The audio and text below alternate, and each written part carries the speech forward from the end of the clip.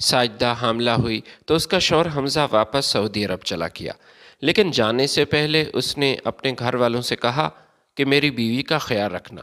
Doctor نے بھی یہی کہا تھا کہ ساجدہ کمزور ہے، اس کا خیال رکھا جائے، مگر حمزہ کے جانے کے بعد گھر کے سارے کام ساجدہ کے ذمے تھے۔ وہ گھر والوں کے لیے کھانا بناتی، گھر کے برتن دھوتی، صبح سے لے کر شام تک وہ مصروف رہتی۔ رمضان کا مہینہ شروع ہوا، ڈاکٹر نے ساجدہ کو مکمل آرام کرنے کے لیے کہا، لیکن وہ روزانہ 20 لوگوں کے لیے سحری اور افطاری کا بندوبست کرتی، اور ایک دن افطاری بناتے ہوئے کمزوری کی وجہ سے بے ہوش ہو کر نیچے فرش پر گر پڑی۔ ساجدہ کو ہسپتال لے جایا گیا۔ ڈاکٹر نے کہا کہ بچہ ضائع ہو گیا۔ میں نے پہلے کہا تھا کہ اس معاملے میں بے احتیاطی سے کام نہیں لینا۔ ساس نے حمزہ کو فون کیا کہ تیری بیوی نے ابارشن کروا لیا، بچہ ضائع ہو گیا، مجھے میرے پوتے سے اس عورت نے محروم کر دیا، اسے فوراً طلاق دو۔ حمزہ اچانک سعودی عرب سے واپس آیا، گھر کے دروازے پر پہنچا تو اس نے دیکھا کہ گھر والے مزے سے افطاری کر رہے تھے، گپ شپ لگا رہے تھے، جبکہ اس کی بیوی ساجدہ فرش پر بیٹھی سب سے الگ سوکھی روٹی کھا رہی تھی۔ جب اس کی نظر اچانک اپنے شوہر پر پڑی تو میں 5 سال بعد واپس وطن لوٹا تھا۔ میں اپنے خاندان کو، اپنے قریبی دوستوں کو بہت یاد کر رہا تھا۔ انہی کی ضد پر میں واپس آیا تھا۔ سعودی عرب میں میں ایک آئل کمپنی میں کام کرتا تھا۔ مجھے آج تک وہ دن یاد ہے جب میں بے روزگار تھا۔ تعلیم مکمل ہونے کے باوجود اچھے روزگار سے میں محروم تھا۔ رشتہ دار، دوست میرا مذاق اڑاتے تھے۔ کیا فائدہ اتنا پڑھنے کا، اتنی تعلیم حاصل کرنے کا کیا فائدہ؟ پچھلے 3 سال سے ایسے ہی دفتروں کے دھکے کھا رہے ہو، لیکن کوئی ڈھنگ کی تمہیں جاب نہیں مل رہی۔ ایسی باتوں کی وجہ سے مجھے کافی تکلیف ہوتی تھی، لیکن میں نے ہمت پھر بھی نہ ہاری، اپنے رب پر بھروسہ رکھا۔ پھر ایک آئل کمپنی میں اپلائی کیا، میرا آن لائن انٹرویو ہوا اور میں کامیاب ہو گیا۔ میری سلیکشن ہو چکی تھی۔ وہی دوست اور رشتہ دار جو کل کو میرا مذاق اڑاتے تھے، جاب ہونے پر اب مجھے مبارکباد پیش کر رہے تھے۔ آج 5 سال بعد وہ اسی بات کا اصرار کر رہے تھے کہ واپس کب آؤ گے؟ 5 سال کا عرصہ بہت بڑا ہے۔ میں سب کو سرپرائز دینا چاہتا تھا، خاص کر اپنی والدہ کو۔ اس لیے میں نے اپنی آمد کی اطلاع کسی کو بھی نہ دی اور اپنی ماں کو بھی نہ بتایا۔ 5 سال بعد اچانک اپنے گھر کی دہلیز پر پہنچا تو ماں کی خوشی وہ دیکھنے سے تعلق رکھتی تھی۔ ماں نے مجھے گلے سے لگایا، اس کے علاوہ میرا بھائی، میری بہنیں، وہ سب خوش تھیں، ان کے چہرے پر مسکراہٹ تھی۔ میں ایک ایک کر کے اپنے تمام دوستوں کے پاس گیا۔ میرے تمام دوستوں نے مجھ سے ایک بڑی سی دعوت کا مطالبہ کیا۔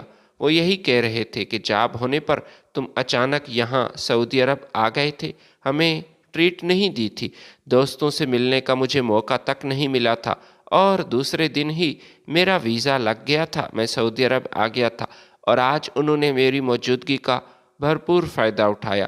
میں نے ایک بڑے سے ہوٹل میں اپنے دوستوں کے لیے ڈنر کا اہتمام کیا اور ان سب کو دعوت دی۔ اس موقع پر کئی ایسے دوست تھے جنہوں نے مجھ سے شکایت کی کہ آپ تو ہمیں بھول گئے تھے، پچھلے 5 برس میں ایک بار بھی رابطہ نہیں کیا۔ کسی دوست کو میں نے منا لیا، کسی کو میں نے اپنی مجبوری بتائی۔ ہوٹل سے واپسی پر میں نے ایک عجیب منظر دیکھا۔ میں نے ایک عورت کو دیکھا جس نے اپنا چہرہ چھپایا ہوا تھا۔ وہ ہوٹل کے باہر ڈسٹ بن سے بچے ہوئے چاول ایک شاپر میں ڈال رہی تھی اور پھر تیز قدموں سے وہاں سے چلی گئی۔ یہ موقع ایسا تھا کہ میں اپنے دوستوں کے درمیان تھا۔ میں اس عورت کا تعاقب کرنا چاہتا تھا، جاننا چاہتا تھا کہ وہ کون ہے، کہاں سے تعلق رکھتی ہے، لیکن یہ بات میرے لیے ممکن نہیں تھی۔ وہ میری آنکھوں سے اوجھل ہو گئی، لیکن میرا دل بہت اداس تھا۔ ایسے معاملہ میں نے زندگی میں پہلے کبھی نہیں دیکھا تھا۔ اس وقت تو میں اپنے دوستوں کے ساتھ واپس چلا گیا، اپنے گھر آ گیا۔ مجھے نیند نہیں آ رہی تھی، بار بار وہ منظر میری آنکھوں کے سامنے آ رہا تھا۔ اگلی شام میں اس ہوٹل پر جا پہنچا، اس لڑکی کا انتظار کر رہا تھا کہ کسی طرح وہ واپس آئے، لیکن آج رات وہ یہاں نہ آئی۔ میں خود کو کوس رہا تھا، میں نے اس کی مدد کیوں نہ کی۔ اس بات کے لیے مجھے خود پر ہی غصہ تھا، حالانکہ میرے پاس موقع تھا۔ اگلی رات میں دوبارہ اسی ہوٹل کے سامنے کھڑا ہو گیا۔ میں نے دیکھا دور سے ایک لڑکی وہاں چلتی ہوئی آ رہی تھی۔ وہ ڈسٹ بن کے پاس پہنچی، پھر اس نے ادھر ادھر نگاہ دوڑائی۔ میں نے اپنے آپ کو گاڑی کے پیچھے چھپا لیا۔ اس نے وہ بچے ہوئے چاول ایک شاپر میں ڈالے اور پھر اس کے بعد واپس جانے لگی۔ میں آہستہ آہستہ اس کا تعاقب کرنے لگا۔ تنگ گلیوں سے ہوتی ہوئی وہ ایک گھر میں داخل ہوئی جو کہ پرانا تھا۔ میں چپ چاپ دروازے کے ساتھ کھڑا ہو گیا۔ اندر جھانک کر دیکھا تو ایک بزرگ چارپائی پر لیٹا ہوا تھا۔ وہ اپنے ہاتھوں سے اس بزرگ کے منہ میں چاول ڈال رہی تھی۔ یہ منظر مجھ سے دیکھا نہ کیا۔ لڑکی کو شک ہوا کہ کوئی دروازے کے پیچھے موجود ہے۔ اس کے بعد میں فوراً سامنے آیا۔ پہلے تو وہ خوفزدہ ہوئی، لیکن پھر میں نے اسے بتایا کہ پریشان ہونے کی ضرورت نہیں، میں نے آپ کو ہوٹل کے سامنے دیکھ لیا تھا جب آپ ڈسٹ بن سے چاول اٹھا رہی تھی۔ وہ سن کر رونے لگی۔ اس نے مجھے بتایا کہ میری ماں کا انتقال ہو گیا ہے، میرا باپ بیمار ہے، میں ان کی اکلوتی اولاد تھی۔ مجھے پڑھنے کا شوق تھا لیکن حالات اجازت نہیں دے رہے تھے۔ میں نے اپنی پڑھائی چھوڑ دی۔ اس کا نام ساجدہ تھا۔ میں نے جیب سے 5,000 کے کچھ نوٹ نکالے، ساجدہ کو دیے اور اس سے وعدہ کیا کہ ہر مہینے معقول رقم میں آپ کے حوالے کروں گا۔ تم اپنے باپ کا علاج بھی کروا سکتی ہو اور تمہیں ہوٹل سے بچا ہوا کھانا اٹھانے کی اب کوئی ضرورت نہیں۔ اس نے مجھے دعائیں دیں۔ میرے دل کو سکون محسوس ہوا۔ اگلے مہینے میں اس کے گھر کے دروازے پر پیسے دینے کے لیے گیا تو پتہ چلا کہ اس کے والد کا انتقال ہو چکا ہے۔ یہ عجیب اتفاق تھا۔ اسی دن اس کے والد کا انتقال ہوا تھا۔ وہ اپنے باپ کے سرہانے بیٹھی رو رہی تھی۔ محلے کے لوگ وہاں جمع تھے، لیکن اس موقع پر ساجدہ خاموش نہ رہ سکی۔ اس نے اپنے جذبات کا اظہار کیا۔ لوگوں سے کہا کہ پچھلے کئی سالوں سے میرا باپ بیمار تھا۔ آپ لوگ اچھی طرح جانتے تھے کہ وہ بیمار ہے، لیکن کبھی بھی مدد نہ کی۔ کئی ایسی راتیں تھیں جب میں نے اور میرے باپ نے فاقوں میں گزار دی۔ میں نے نہ کچھ کھایا نہ ہی میرے باپ نے، لیکن آج اس کی وفات پر آپ یہاں ہمارے گھر میں جمع ہو گئے ہیں۔ لوگ خاموش تھے۔ وہ جانتے تھے کہ انہوں نے اس معاملے میں غفلت برتی اور اس غریب لڑکی کی مدد نہ کی، حالانکہ وہ سب کچھ جانتے تھے۔ ساجدہ کے باپ کی تدفین ہوئی۔ ساجدہ کا اس دنیا میں اپنا کوئی بھی نہیں تھا۔ میں نے اس بات کی تصدیق کی تھی اور ساجدہ سے پوچھا تھا، جس پر اس نے مجھے بتایا کہ میرا اس دنیا میں اپنا کوئی بھی نہیں۔ میرا واحد سہارا میرا باپ تھا جو آخر کار بیمار ہو گیا اور مجھے ہی اپنے باپ کا سہارا بننا پڑا۔ میں نے بہت بڑا فیصلہ کیا۔ میں یہ نہیں چاہتا تھا، یہ نہ جانتا تھا کہ ساجدہ سے شادی کا فیصلہ میرے گھر والوں کا کیا ری ایکشن ہوگا، لیکن میں نے یہ قدم اٹھایا اور اپنی ماں سے اس خواہش کا اظہار کیا۔ ماں غریب لڑکی ہے، وہ لاوارث ہے، اس کا دنیا میں کوئی نہیں، میں اس سے شادی کرنا چاہتا ہوں۔ میری ماں نے جب یہ سنا تو اس کا منہ کھلے کا کھلا رہ گیا اور وہ تو مجھ سے یہی کہنے لگی کہ بیٹا، میں نے تو تمہاری شادی کے لیے بہت بڑے خواب سجائے تھے۔ میری تو خواہش تھی بڑے خاندان کی بہو لے کر آؤں گی، ایک بڑے خاندان کی لڑکی سے تمہاری شادی ہوگی، میری بہو لاکھوں میں ایک ہوگی، لیکن تم نے یہ کیا فیصلہ کیا؟ میں نے ماں سے کہا، ماں میری مجبوری ہے، ساجدہ بھی اچھی لڑکی ہے، وہ پڑھی لکھی سلجھی ہوئی ہے، ہاں البتہ غریب ہے، بے سہارا ہے اور میں اس کو سہارا دینا چاہتا ہوں۔ نہ چاہتے ہوئے بھی ماں نے میرا یہ فیصلہ قبول کیا اور ساجدہ کو بطور اپنی بہو تسلیم کیا۔ میں ساجدہ کو بیاہ کر اپنے گھر لایا۔ یہ نکاح بڑے ہی سادہ انداز میں ہوا تھا۔ میں پریشان تھا کہ یہی سوچ رہا تھا کہ گھر والوں کا رویہ ساجدہ کے ساتھ اب کیسا ہوگا، لیکن ایسا کچھ نہیں تھا۔ ماں اس کا خیال رکھتی تھی۔ میری بھابیاں وہ بھی ساجدہ سے اچھے طریقے سے پیش آتی تھی۔ میرا ارادہ تو یہی تھا کہ ایک ہفتے بعد میں واپس سعودی عرب جاؤں گا اور ساجدہ کو بھی میں اپنے ساتھ لے کر جاؤں گا، لیکن ماں نے اس خواہش کا اظہار کیا اور یہی کہا کہ میں چاہتی ہوں کہ بہو یہاں ہمارے ساتھ رہے، مجھے اس کی ضرورت ہوگی اور اس کی غیر موجودگی میں اداس ہو جاؤں گی۔ 2 دن بعد میں نے واپس جانا تھا، لیکن ساجدہ نے مجھ سے کہا کہ آپ کچھ دن مزید ٹھہر جائیں۔ میرا دل گھبرا رہا ہے اور میں یہی چاہتی ہوں کہ فی الحال آپ نہ جائیں۔ میں نے کمپنی سے مزید 1 مہینے کی چھٹی لے لی۔ میں مزید کچھ دن اپنی بیوی کے ساتھ بتانا چاہتا تھا۔ ایک دن وہ کچن میں کام کر رہی تھی اور میں اپنے کمرے میں بیٹھا تھا۔ اچانک ساجدہ کو چکر آیا اور وہ نیچے فرش پر گر پڑی۔ میں جب کچن میں گیا، وہ اپنے آپ کو سنبھال رہی تھی اور اٹھ رہی تھی۔ میں نے اسے سہارا دیا، ہسپتال لے گیا۔ میری ماں بھی میرے ساتھ ہی تھی۔ میری ماں ساجدہ کو ڈانٹ رہی تھی کہ میں نے تمہیں کئی بار منع کیا کہ اپنا خیال رکھو، ہاتھ زیادہ نہ چلاؤ اور کام کرنے کی کوئی ضرورت نہیں، بس آرام کرو، لیکن تو عجیب لڑکی ہے، میری بات پر تم نے غور ہی نہ کیا۔ ڈاکٹر نے ساجدہ کا چیک اپ کیا اور پھر اس نے مجھے مبارک دی۔ ساجدہ ماں بننے والی ہے۔ اس نے کچھ میڈیسن دی اور مجھے سختی سے کہا کہ آپ ساجدہ کا خیال رکھنا، اس لڑکی کا خیال رکھنا پڑے گا، یہ کافی کمزور ہے، خون کی کمی کی وجہ سے ماں بیٹا دونوں کو مسئلہ ہو سکتا ہے۔ میں کافی محتاط ہو چکا تھا۔ اب میں ساجدہ کا اس کو کوئی کام نہیں کرنے دیتا تھا۔ میں اس کے لیے بہت سے پھل فروٹ لے کر آتا تھا۔ میری ماں وہ بھی اپنی بہو کا بہت خیال رکھتی تھی۔ ماں کی خوشی کا تو کوئی ٹھکانہ نہیں تھا۔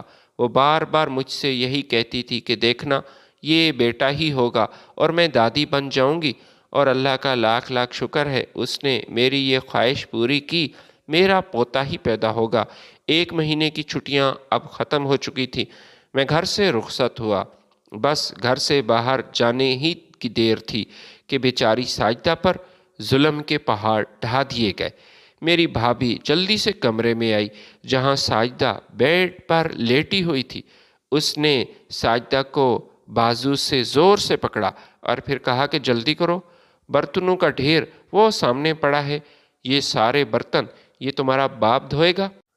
اپنے شوہر کی موجودگی میں تو نے بہت عیاشی کر لی، لیکن اب تمہاری ساری عیاشیاں ختم ہو جائیں گی۔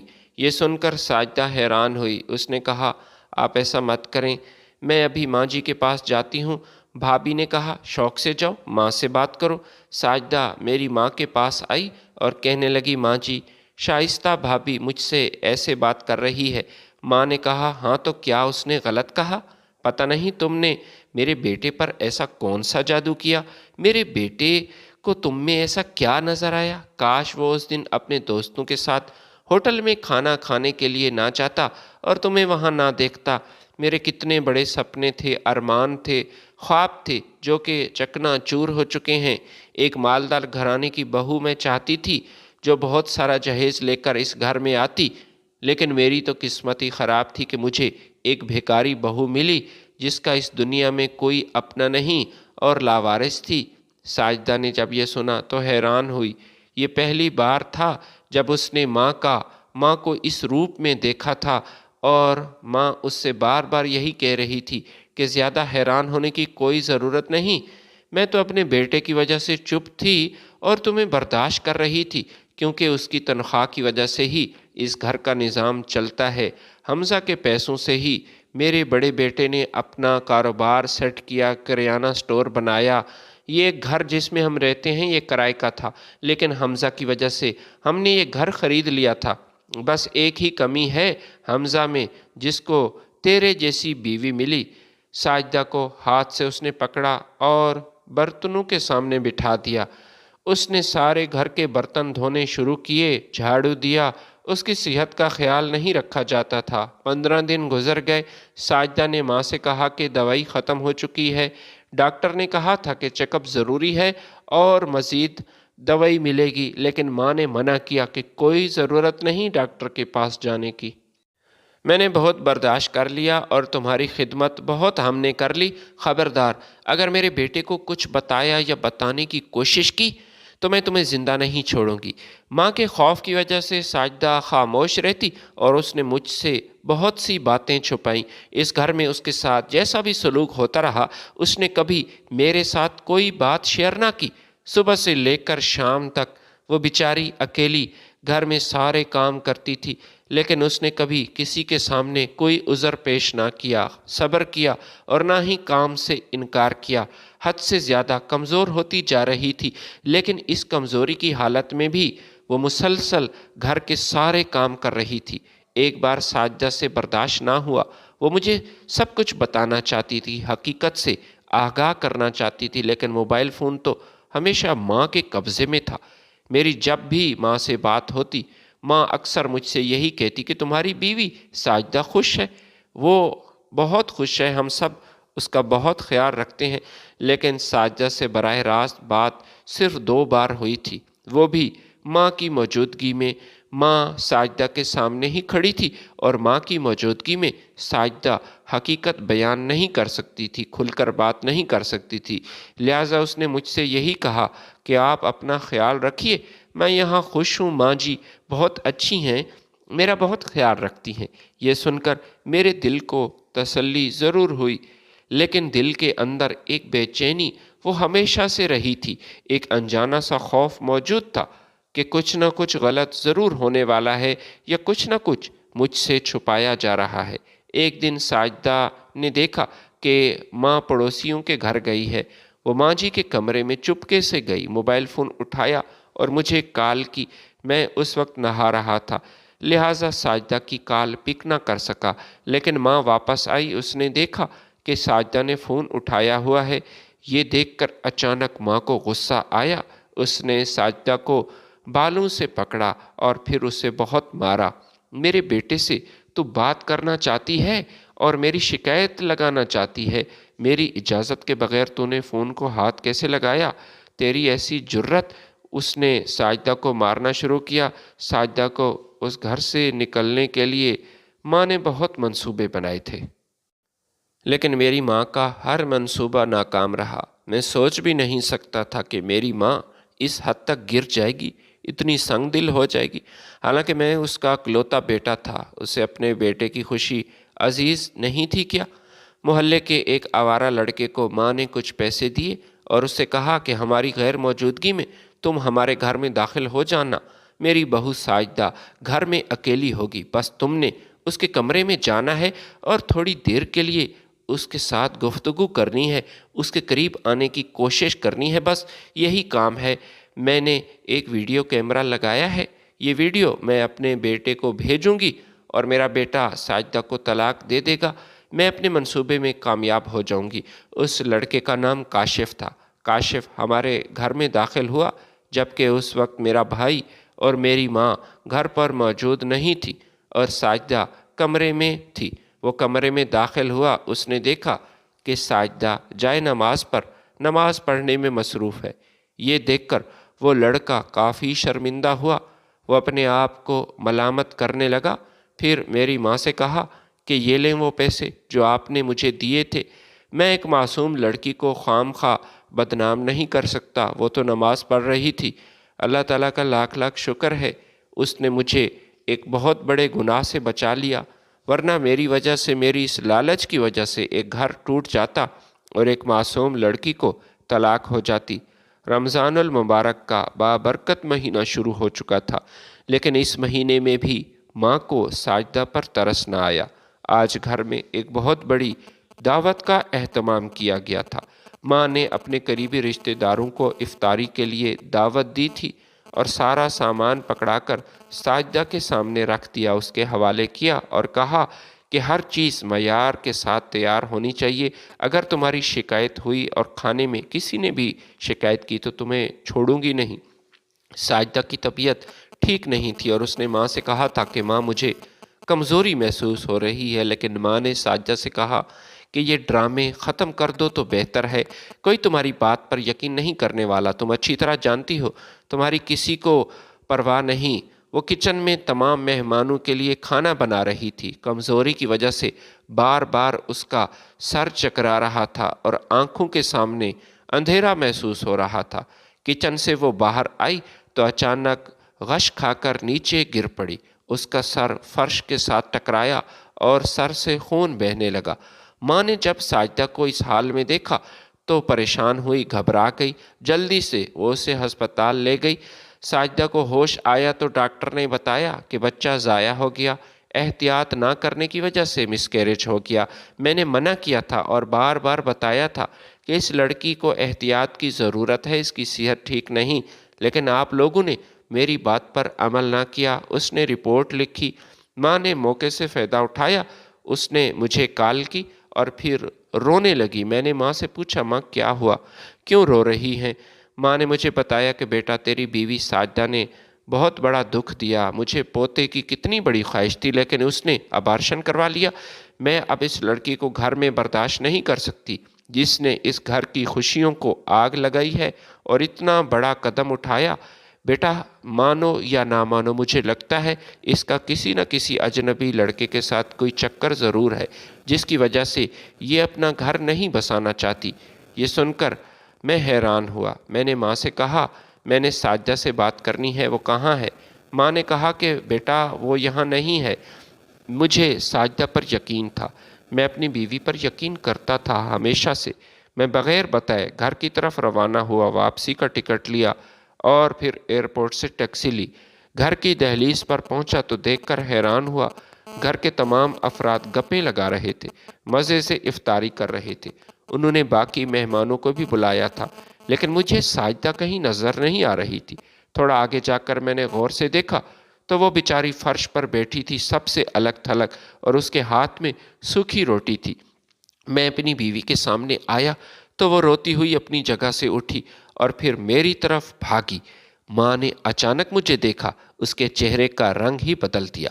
حمزہ تو اچانک یہاں کیسے آ گیا؟ تو نے ہمیں بتایا کیوں نہیں؟ میں نے اپنی ماں سے کہا، ماں بس کر دو، بہت ہو گیا، اب بس کر دو۔ کیا میں آپ کا سگا بیٹا نہیں تھا؟ آپ نے میرے ساتھ ایسا کیوں کیا؟ ماں مجھ سے کہنے لگی، بیٹا فساد کی جڑ یہ سامنے کھڑی ہے، یہ تمہاری بیوی، اسی نے ابارشن کروایا، بچہ ضائع کروایا۔ اپنے بھائی سے پوچھ لو، اپنی بہنوں سے بھی پوچھ لو، یہ اس بات کی گواہ ہیں۔ میں نے ماں سے کہا، مجھے وہ ڈاکٹر کی رپورٹ چاہیے، میری رپورٹس، وہ میری بیوی کی رپورٹس دکھا دو مجھے۔ ماں ہیلے بہانے کرنے لگی لیکن ساجدہ کمرے میں گئی اور وہ رپورٹ لے کر میرے سامنے آئی۔ اس رپورٹ میں صاف لکھا تھا کہ احتیاط نہ کرنے کی وجہ سے مسکیریج ہوا۔ ماں حد سے زیادہ کمزور تھی، خون کی کمی تھی اور ادویات وہ بھی نہیں دی گئی تھی، لہٰذا بچہ نہ بچ سکا۔ میں نے ماں کو وہ رپورٹس دکھائیں اور کہا کہ اس میں تو یہی لکھا ہے کہ ساجدہ کے ساتھ بہت بڑا ظلم ہوا ہے، یہ تو کمزور تھی، خون کی کمی، آپ نے میری بیوی کا خیال نہ رکھا ماں۔ یہ سن کر ماں خاموش ہو گئی۔ میرے بہن بھائی وہ سب خاموش تھے۔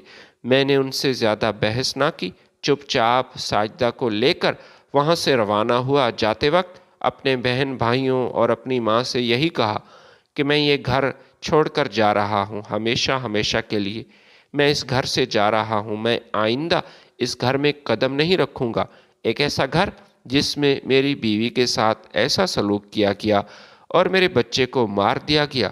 میں ساجدہ کو واپس اپنے ساتھ سعودی عرب لے کر چلا گیا۔ اس کی زندگی میں بہت بڑا حادثہ ہوا تھا، پچھلے کئی دنوں سے وہ مشقت محنت کر رہی تھی، لہٰذا واپس اپنی زندگی میں آنے کے لیے وقت درکار تھا۔ میں نے ساجدہ سے معذرت کی، اپنی ماں اور بھائیوں کے رحم و کرم پر میں نے تمہیں چھوڑ دیا، غلطی میری بھی ہے، لیکن اب میں اس کا خیال رکھنے لگا۔ میں نے اس کا بہت خیال رکھا، اس کی صحت اب بہتر ہونے لگی تھی۔ اللہ تعالیٰ نے 2 سال بعد ہمیں ایک بیٹا عطا کیا۔ ماں اب اپنی غلطی پر پشیمان تھی۔ ساجدہ کے کہنے پر ہی میں نے اپنے گھر والوں سے اپنا تعلق بحال کیا، حالانکہ میرا ایسا کوئی ارادہ نہیں تھا۔ بے شک ساجدہ ایک غریب گھرانے کی لڑکی تھی لیکن اس کا دل بادشاہوں والا، اس کا دل بہت بڑا تھا۔ ماں نے اس کے ساتھ بہت برا سلوک کیا تھا لیکن وہ آج بھی میری والدہ کا احترام کرتی تھی اور خود میری ماں نے اس بات کو تسلیم کیا۔ ساجدہ کی وجہ سے، ساجدہ کی بدولت ایک ٹوٹا ہوا گھر دوبارہ جڑ گیا تھا۔